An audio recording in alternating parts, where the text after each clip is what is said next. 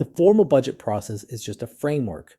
The real action, resolving the hardest fiscal fights, happens through a compressed political process, and California's budget history is punctuated by dramatic crises that reveal deep structural tensions.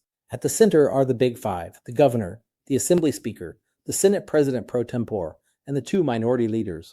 They meet privately, often late at night before the fiscal year ends, to resolve what the formal committee process can't.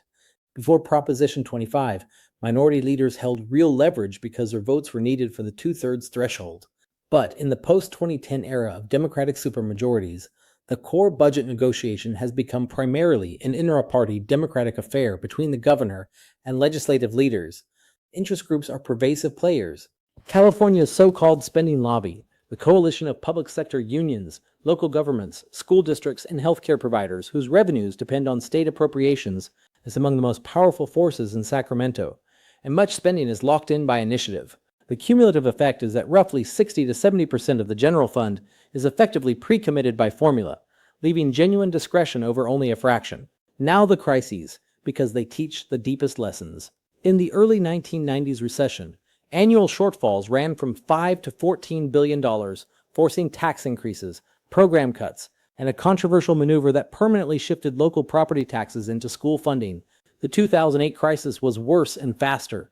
A projected deficit of up to $42 billion appeared within a single budget cycle as the financial crisis wiped out capital gains. California's credit rating was downgraded toward junk, and in the summer of 2009, the state actually issued IOUs instead of cash for the first time since the Great Depression. Then came the most vivid illustration of all, a $54 billion projected deficit in 2020, then a $75 billion surplus in 2021, then back to a $31 billion deficit by 2023, the entire boom-bust cycle compressed into a single gubernatorial term.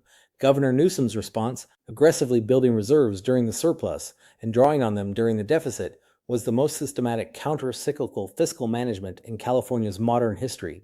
But the underlying problem remains, a volatile revenue base colliding with mandated spending floors, a tension neither reform nor management has fully solved.